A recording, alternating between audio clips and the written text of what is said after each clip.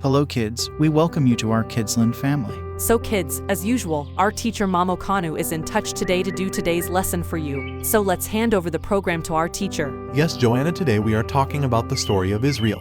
Now let's go to today's lesson, a nation that was born in a day. The time had come for the people to cross the river Jordan and enter their own land, and the Lord told Joshua to prepare the people for their last journey before going over Jordan. Joshua first sent 2 men over the river to see the land.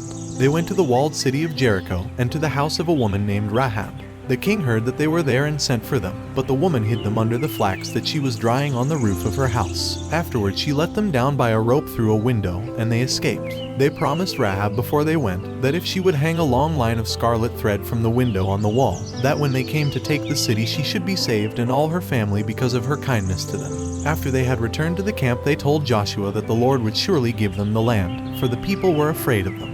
Then they rose up and marched to the banks of the Jordan and waited for Joshua to lead them over. Some of them remembered how they had passed through the Red Sea, and others had heard it from their parents, and they now waited to see the salvation of God. Joshua told them to follow the priests and the Levites who would bear the Ark of the Covenant. So when Joshua said, "Behold, the Ark of the Covenant of the Lord of all the earth passeth over before you into Jordan," the people followed. The Jordan lay spread before them like a lake, for it was the time of year when it overflowed all its banks. But when the feet of the priests who bore the ark were dipped in the edge of the waters from above stopped and rose like a wall, while the waters below flowed away into the Dead Sea, and left a wide path for the people to walk in. And the ark stood still in Jordan until everyone had passed over. Then 12 men, one out of every tribe, took a stone from the bed of the river and carried it over for a memorial altar, so that when any should ask in years to come, "What do these stones mean?" someone might tell them how the Lord led Israel through Jordan into their own land, crossing the Jordan, after the ark had come up from the bed of Jordan, and there was not one of all the thousands of Israel left behind. The waters came down from the place where they had stayed, and flowed down into the Dead Sea, and overflowed the banks of Jordan as before.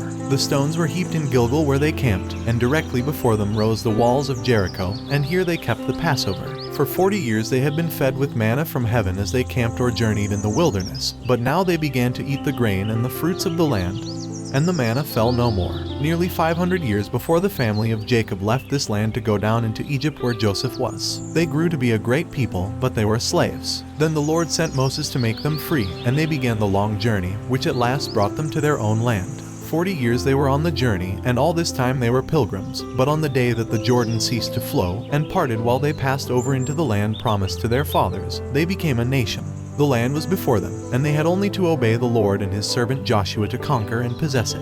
As they filled the valley of the Jordan before Jericho, the hearts of the heathen fainted for fear, for they knew that only the Lord could divide a river to let his people pass. Joshua went out of the camp to look at Jericho, the walled city. It was shut up for fear of the Israelites, and there was no one to be seen. Suddenly Joshua saw a warrior standing with a drawn sword in his hand.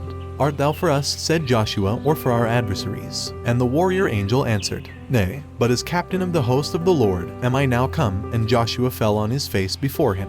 He knew then that it was the Lord who would conquer Jericho, and he was told how the people were to help him. So Joshua called the priests and told them to take up the ark, and he told 7 priests to go before it bearing trumpets of ram's horns. Then the army of Israel, ready for war, followed, half of them marching before the ark, and half of them coming after, and as the trumpets gave a great sound, they marched once around the city, and then went to camp. This they did once every day for 7 days, but on the 7th day they marched around the city 7 times, and as the priests blew the trumpets for the last time, Joshua cried with a mighty voice, "Shout, for the Lord hath given you the city." Then as a great shout went up from the people, the walls of the city fell down flat, so that the soldiers of Israel went up, every man straight before him, and took Jericho. And Rahab was not forgotten. The Lord cared for her little house on the wall, and she, with all her family, were brought into the camp of Israel. And so by the conquest of Jericho, the new nation of Israel began to possess its land.